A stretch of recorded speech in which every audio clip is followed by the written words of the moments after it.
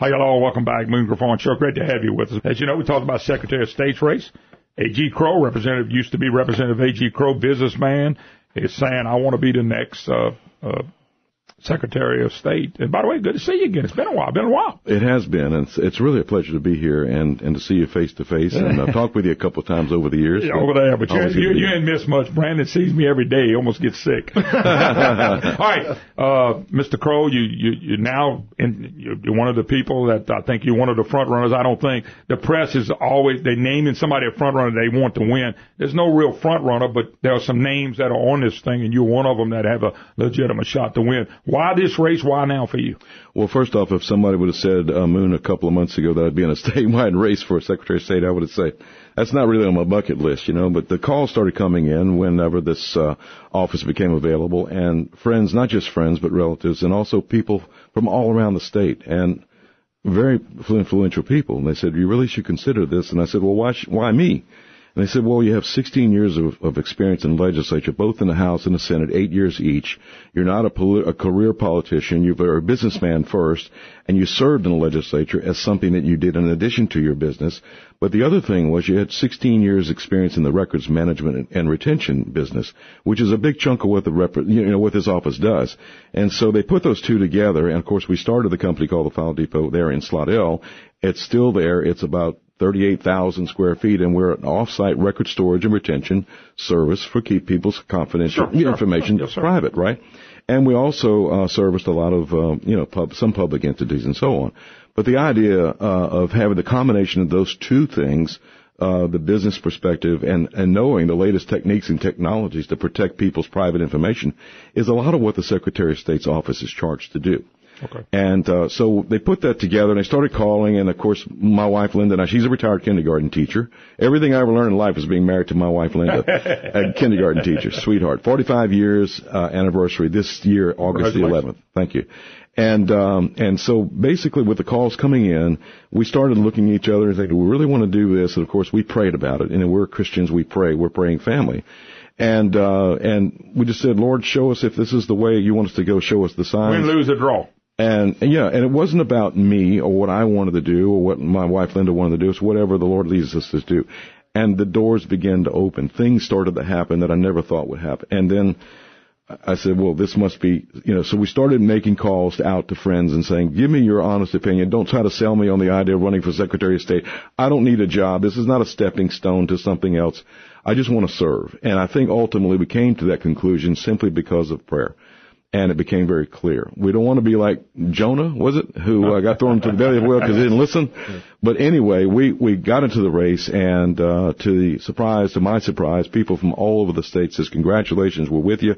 Once we made that commitment to run, we put our 6 figures in there. You got to put your own money. You have to. And we also bought a motor home so that we're able to we call it the Crowe-mobile. And it's out there right now. In fact, Jack says hello. He's my campaign manager. He's listening to us. Hello, Jack. But anyway, we have not stopped. We started 2 weeks ago. We qualified last Wednesday, and we have been around the state twice, and we are just loving every minute of it. I don't have a full-time job during the day. I don't need a job. Basically, we're able to touch and reach people every day. And it's been a joy to go out and meet so many people. You had been in office in a few years, but, campaign is probably a lot different, too, now with the talk radio, social media, and things of that nature. So you got to kind of do a little bit of everything to get your name out there. You do bring experience to the office if you come in. Anything you really want to change? There's a big talk of George Soros and these leftists have gotten in almost a lot of races in this particular position to try to put somebody in from their side because they know they can oversee elections and change some stuff. Well, so my question, I know you're not a part of that. You're not a part of that. But my question is, anything you want to see change, anything we can do a little better that you already have noticed that you'd like to see? Well, there are 7 divisions in this state. 2 of the most prominent ones that get the most of it. All of them are important, don't get me wrong. But the 2 that gets the most amount of attention are elections, and they are the most amount of employees. All the registered voters actually work for the Secretary of State.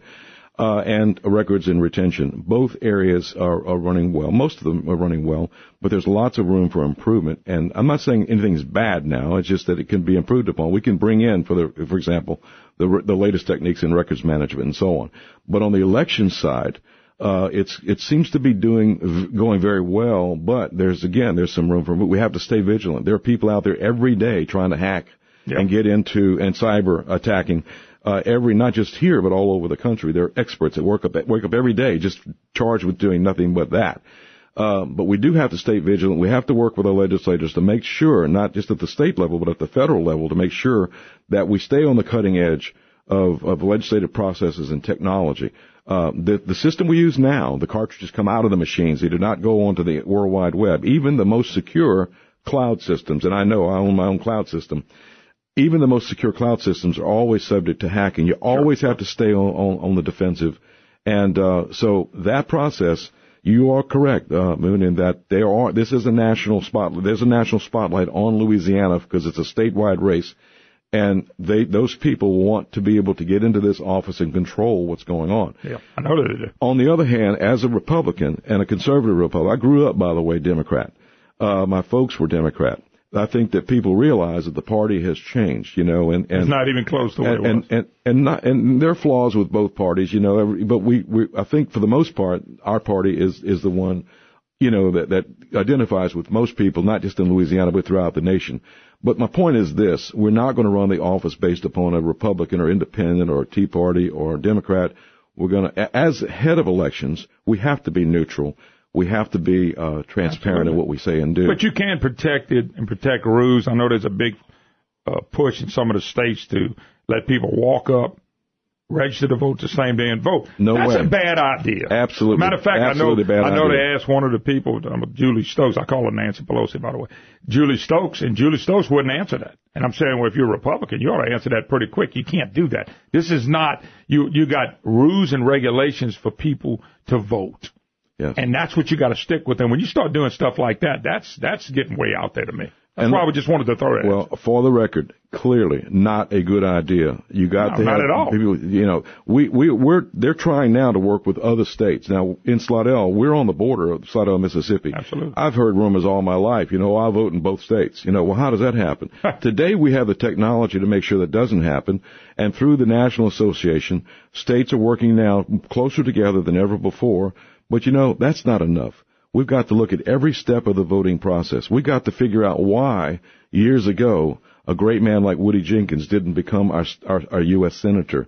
It was because of some votes happening in a certain part of the state. Absolutely. That was a bad situation. And even after testifying in Congress and having all the proof, volumes of proof, Mr. Crowe, when you go back, A.G. Crowe, my special guest, he's running for, A.G. Crowe is running for Secretary of State. And he's on visiting with us. You're going to hear more from him. We'll hear more from him as well. But back then we used to have the Elections Commission that we voted for. Yes. Now that's under the Secretary of State. Susie Terrell recommended when she won. We put it under the Secretary of State, which was the proper thing to do. Back then, had that been under the Secretary of State and the proper Secretary of State, that election could have changed. It could have changed. I'm not saying it would have, but it could have. And by the way, I was in the House when that bill was introduced, and I co-authored that bill. I thought it was a great idea because it reduces the cost of running government. Elected officials, absolutely. Right. And I think she is to be commended to this day for her bold action. She voted herself out of office. Basically, that's true public service. She put the office of elections in with the Secretary of State, and it's been running pretty smoothly since then. But there's always room for improvement. Sure, no doubt about it. And you're talking about other legislation back then, the UCC and the business divisions and the LLCs and the registration. Go Biz, which is G-E-A-U-X. Biz is an app on your phone. Go Vote, which is another good app. If anybody out there is listening, go to your cell phone, go to your iPhone, and then download that app. It's free, and it's very helpful because if you're new to the area, you can actually know who your school board representative is, who your councilman is, and so on, and how to vote. With all the elections coming up, that's a pretty helpful thing. By the way, we have a new app, too, so if you go to agcrowe.com, on your cell phone, you can download the Go AG app. It's G-E-A-U-X, A-G. Cool. But it tells you all about who we are and what we stand for. Yeah, no doubt. And people that want to find out more about you, it's a great opportunity to do that. Absolutely. A.G. Crowe's his name. He's running for Secretary of State right in the state of Louisiana. A lot of people know who the guy is because you were a representative for a few years. And I wish you the best of luck. Tell people how to get in touch with you again. And we'll do this again. Sure, absolutely. And again, thank you for allowing us to be on the show, and I'd love to come back again. Absolutely. Our website is www.agcrowe.com. AG like Amazing Grace or Average Guy. In fact, if you go to our campaign to elect A.G. Crowe Facebook page, you'll see a cute little picture, little video of my granddaughter Evangeline Grace, talking about her poppy. But anyway, www.agcrowe.com. And there you'll even find my cell phone number that you can call me directly. Not many people do that. No, you can't do that. A.G. Crowe, good luck. We'll talk to you many more times. All right, quick 22-hour break. See you tomorrow, folks. God bless.